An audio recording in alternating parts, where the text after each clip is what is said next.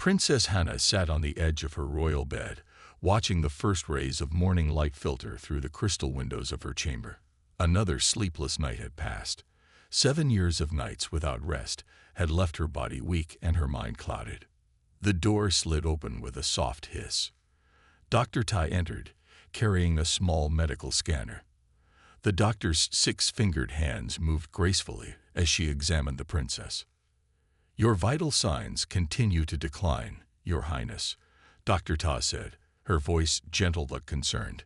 "Your brain activity shows no periods of rest for 2,556 consecutive days." Hannah sighed. "I know the count, Doctor." The Nilithian royal family was known throughout the galaxy for their natural purple skin and remarkable longevity. But now, Hannah's skin had dulled to a pale lavender, and the bright glow of her eyes had dimmed. "We've tried treatments from 57 different worlds," Ta continued. "The sleep chambers from Rigel, the dream waters of Centauri, even the mind-melding techniques of the ancient Vesp. Nothing helps." Hannah rose and walked to the window. From her palace, she could see the sprawling capital city of Nilex, with its spiral towers and floating gardens. Beyond lay the great ocean that covered half their world. 3 moons hung in the morning sky, each a different shade of blue. "The council meeting did not go well yesterday," Hannah said. "I lost my temper with Ambassador Cole." Dr. Ta nodded. "The ministers are worried. The sleep deprivation affects your mood, your judgment." "They think I'm unfit to rule," Hannah said. "It wasn't a question. They worry for you, Princess." "As do I." Hannah touched the cool glass of the window. 7 years ago, the symptoms had begun. Difficulty falling asleep, then staying asleep, then any sleep at all. At first, it hadn't seemed serious. The Nilithian people naturally required less rest than many species, but even they needed some sleep. "The Galactic Summit is in 30 days, Ta said. Representatives from 27 worlds will attend, including the new human delegation." "Earth," Hannah said. "I studied their files. Such a young species to join the galactic community." "Yes, but the summit requires your full attention. The trade negotiations with the Vorlex Confederation are particularly delicate." Hannah's hand trembled slightly. Another symptom of her condition. "I understand the importance, Doctor." Ta hesitated, then spoke. "There is one option we haven't yet explored. It's experimental." Hannah turned, a flicker of hope in her tired eyes. "Tell me." "The science division has been studying unusual brainwave patterns from various species. They've discovered something interesting about the humans." "The humans? What about them?" "Their neural patterns generate a unique bioelectric field, different from any species we've encountered. In preliminary tests, this field seems to have a calming effect on Nilithian brain tissue samples." Hannah raised an eyebrow. "You're suggesting what, exactly?" "Simply that when the human delegation arrives, we arrange for you to spend time in their presence, to see if there's any effect on your condition." Hannah considered this. After 7 years of failed treatments, she was willing to try almost anything. "The council won't like it," she said. "They already think I'm too interested in alien cultures."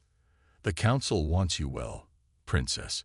The Empire needs you at your best." A servant entered with Hannah's morning meal, a selection of nutrient-rich foods designed to give her energy without sleep. She had no appetite.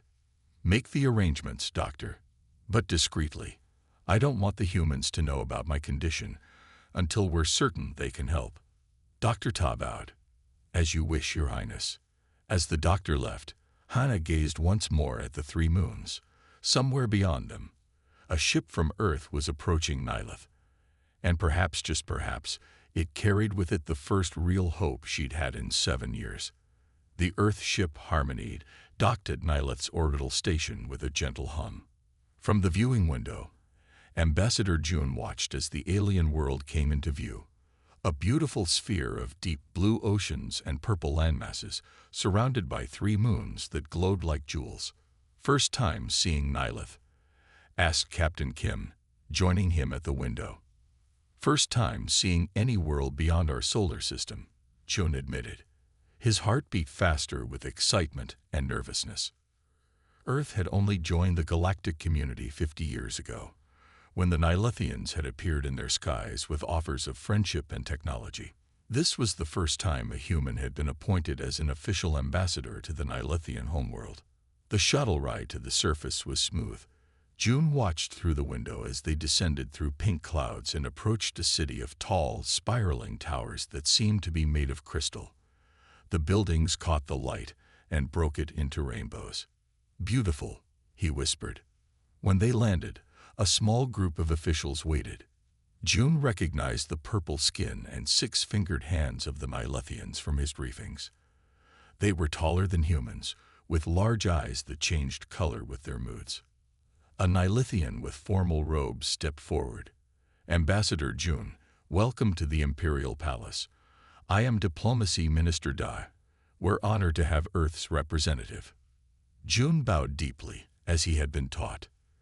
"The honor is mine, Minister Da. I hope my presence can strengthen our alliance." Minister Da's eyes shifted to a pleased green color. "Your language skills are excellent. Please, follow me to your quarters. You must rest after your journey." The palace was even more beautiful inside. The walls seemed alive, changing colors slightly as they walked past.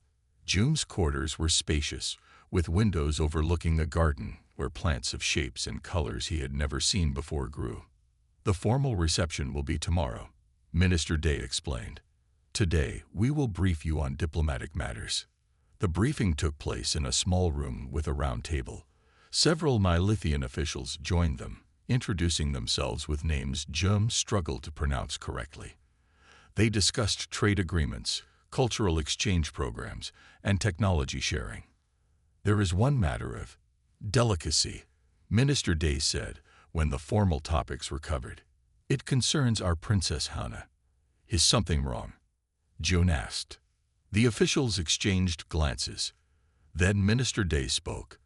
"Princess Hannah has not slept in 7 years. It is a closely guarded secret." June's eyes widened.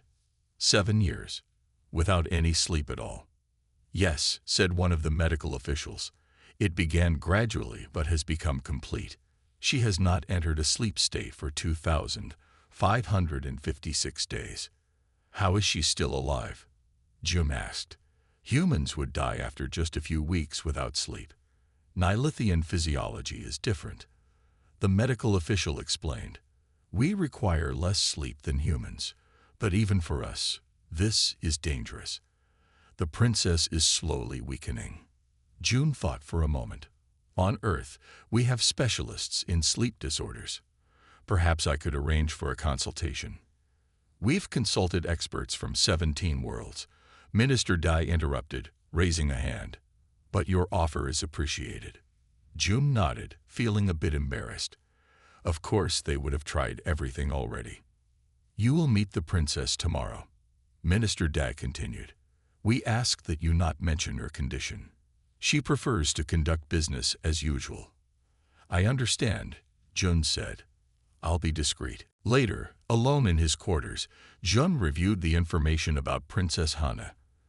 The files showed a regal Nilithian female with bright violet eyes and an impressive list of diplomatic achievements. Nothing in her public record suggested her terrible condition. June looked out at the alien sunset, where the 3 moons were becoming visible in the darkening sky. He couldn't imagine being awake for 7 years straight. How did she bear it? What would it be like to meet someone who had been conscious for every minute of 7 years? Tomorrow, he would find out. The royal reception hall of the Nilithian palace was unlike anything Jun had ever seen. The walls were made of a clear material that looked like glass, but glowed softly from within. Huge chandeliers hung from the high ceiling, each one made of crystals that changed color slowly, casting rainbow patterns across the floor. June stood nervously among the alien guests. He was the only human in the room. The Nilithians were all taller than him, their purple skin, and 6-fingered hands marking them as very different from humans. Some had head decorations that showed their rank in society. "They will announce the princess soon," Minister Day told him, standing at his side. Remember to bow deeply and wait for her to speak first. June nodded. His heart beat faster as he straightened his formal Earth uniform. A soft musical sound filled the hall, and everyone turned toward the main doors. They opened slowly, and Princess Hannah entered. June's first thought was that the pictures hadn't done her justice. She was taller than the other Nilithians, with a natural grace to her movements. Her skin was a lighter shade of purple, and her eyes were large and bright violet. She wore simple but elegant robes of shimmering silver material. Only when he looked more closely did June notice the signs of her suffering. The slight darkness under her eyes, the careful way she moved, as if conserving energy. Princess Hannah greeted the most important guests first, working her way around the room. Finally, she approached June. "Ambassador," she greeted him, her voice surprisingly warm. She extended her six-fingered hand toward him. June bowed deeply, then reached out to take her hand. "Your Highness, it is an honor to." When their hands touched, something unusual happened. A strange feeling, like a gentle electric current, passed between them. June felt it as a pleasant warmth. But the princess's reaction was much stronger. Her eyes widened, and her mouth opened slightly in surprise. "Your Highness," June asked, concerned that he had somehow hurt her. "Are you all right?" "I felt calm," she whispered, so quietly that only he could hear. For a moment, the princess composed herself quickly and continued the greeting as if nothing had happened. But June noticed her glancing back at him several times during the reception. 3 hours later, when most guests had left, June was preparing to return to his quarters when an official approached him. "Ambassador, Chief Scientist's son requests your presence in the science wing," the official said. "It is a matter of some urgency." Curious, June followed the official through several corridors and into a part of the palace he hadn't seen before. They entered a room filled with equipment that blinked and hummed. A Nilithian in a white lab coat approached. "Ambassador June, thank you for coming. I am Chief Scientist's son. How can I help you, Chief Scientist?" June asked. Sun gestured to several screens showing wave patterns. "Our instruments detected something unusual during your interaction with Princess Hannah earlier this evening." "When we shook hands," June said, nodding, "I felt something strange." "As did the princess," Sun confirmed. "According to our sensors, humans emit a bioelectric field that was undetectable to our previous scans. When you touched her, her neural patterns briefly normalized." June stared at the scientist. "Normalized?" "Yes," Sun said, pointing to one of the screens. "This is the princess's normal brain pattern.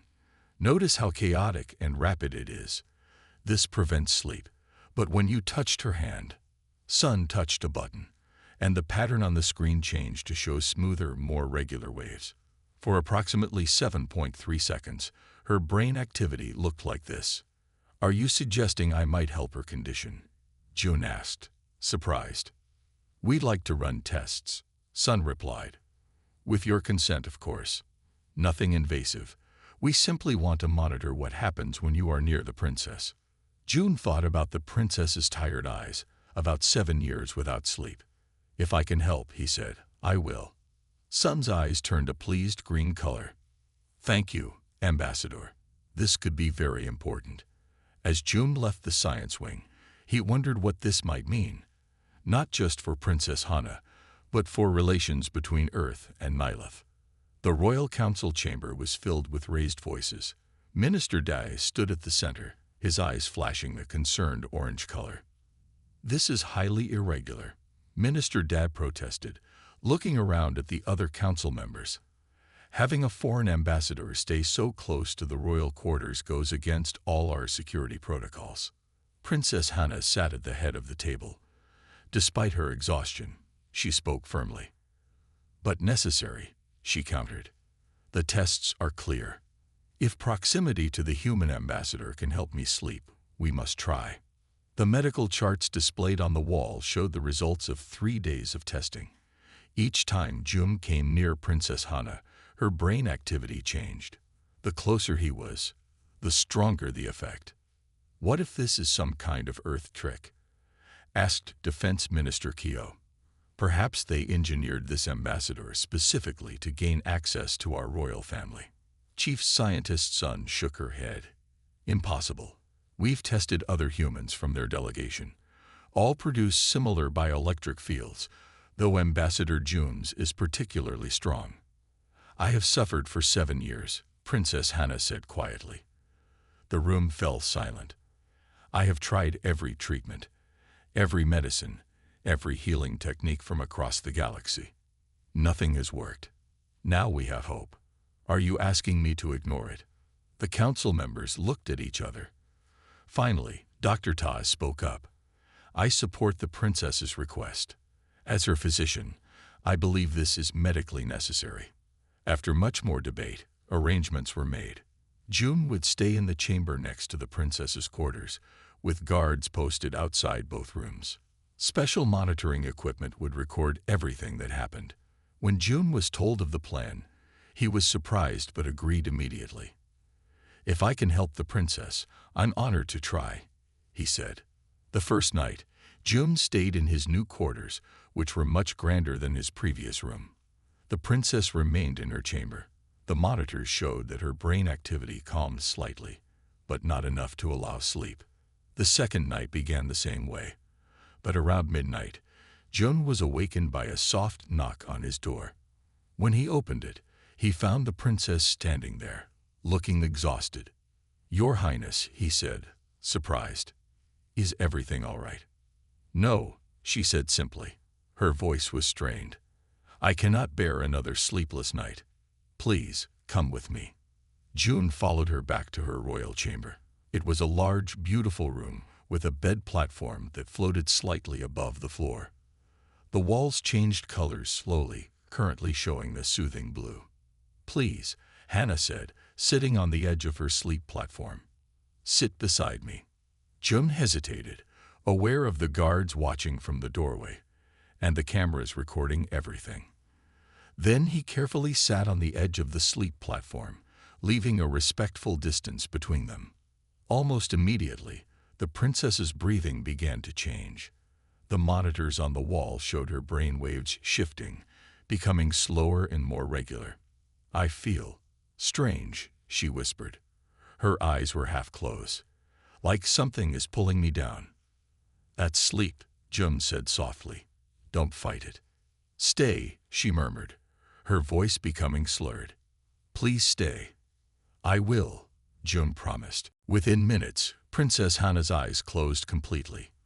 Her breathing became deep and regular. The brainwave monitor showed patterns that Dr. Ta had told June were associated with sleep. For the first time in 7 years, the princess slept. June sat completely still, afraid to move and wake her. The guards at the door watched in amazement. One slipped away to inform the royal council. Hours passed. June's back ached from sitting in the same position. But he didn't move. Finally, as the first light of dawn appeared, Princess Hannah stirred and opened her eyes. She looked at June in wonder. "I slept," she whispered. "I actually slept." Later that morning, Dr. Tai addressed the astonished council, with June present at the princess's request. "It appears humans have a previously unknown calming effect on Nilithian neural patterns," Dr. Tai reported, showing the night's data. Princess Hannah slept for 6 hours and 23 minutes. Her vital signs have already improved. "How is this possible?" asked Minister Da. "We don't fully understand yet," Dr. Tai admitted, "but we cannot ignore the results." Princess Hannah, looking more alive than she had in years, turned to June with gratitude in her eyes. "Ambassador, I must ask, would you be willing to continue this arrangement?" June nodded. "As long as I'm needed, Your Highness." The news spread quickly across the Nilithian Empire. Princess Hannah was sleeping again after 7 years of insomnia, thanks to the presence of a human ambassador. The royal palace released official images of the princess looking healthier than she had in years, her skin returning to its proper deep purple color, her eyes bright and clear. Scientists worked day and night to understand the phenomenon. They discovered that the human bioelectric field resonated at a frequency that naturally calmed Nilithian brain patterns. Even more surprisingly, they found that many Nilithians suffering from other sleep disorders showed improvement when in close proximity to humans. "It's not just the princess," Dr. Todd explained during a public broadcast. "Our tests show that humans can help with a wide range of neurological conditions that affect our people." Requests began pouring in from across the empire. Wealthy Nilithians offered huge sums to have human companions stay with them. The Earth Embassy was flooded with messages. Ambassador June found himself meeting with the Nilithian Royal Council almost daily. "Earth is willing to establish a formal medical program," he told them. "But we need to ensure our people are treated with respect, not as living medicine." Princess Hannah supported him at every step. With proper sleep, she had returned to her duties with renewed energy and clarity. Her support carried enormous weight. Within 3 months, the first group of human volunteers arrived on Nilith. They were carefully chosen: medical professionals, counselors, and others with caring personalities. They were assigned to Nilithian patients based on compatibility tests. The results were remarkable. Nilithians who had suffered for years found relief simply by having a human sit with them for a few hours each day. Children with developmental disorders showed dramatic improvement. Elderly Nilithians with brain diseases regained some of their faculties. 6 months after June first helped Princess Hannah sleep, the Galactic Summit convened. Representatives from 27 worlds gathered in the Great Hall of Nilith. Earth, which had previously held observer status only, was given a prominent place at the main table. Supreme Counselor Jin, the head of the Galactic Council, addressed the gathering. "Today marks a historic occasion," she announced. "The Galactic Council has unanimously voted to elevate Earth's status to full membership, with all rights and privileges." The hall erupted in applause. Many of the alien representatives had seen the benefits of human presence firsthand. Some had even brought human companions with them to the summit. June, now head of the newly established Human Medical Embassy on Nilith, stood proudly beside Princess Hannah as they accepted the formal declaration. "Who would have thought," Hannah whispered to him during the ceremony, "that after searching the galaxy for a cure, all I needed was a human in my bed?" June smiled. "Sometimes the simplest solutions come from the most unexpected places." The medical program expanded rapidly. Human volunteers traveled to Nilithian colonies on other worlds. Training centers were established to help humans understand Nilithian culture and needs. In return, Nilithians shared their advanced technology with Earth. Earth ships, once among the slowest in the galaxy, were upgraded with Nilithian engines. Human doctors learned Nilithian medical techniques that could cure diseases previously thought untreatable. The exchange of knowledge benefited both worlds enormously. Other alien species took notice. Several approached Earth with their own requests for human assistance with various medical conditions. Each species seemed to respond differently to the human bioelectric field, but many found benefits. "We never imagined this outcome when we first ventured into space," Earth's president said in a broadcast that reached all human colonies. "We expected to be the learners, the newcomers seeking knowledge from older civilizations. Instead, we discovered that what makes us human is itself a gift we can share with the galaxy." Across space, humans became known not as conquerors or warriors, but as healers, their very presence bringing peace to alien minds that had never known rest. And on Nilith, in the royal palace, Princess Hannah slept peacefully each night with Ambassador June nearby, their unexpected connection having changed not just their lives, but the relationship between their worlds forever.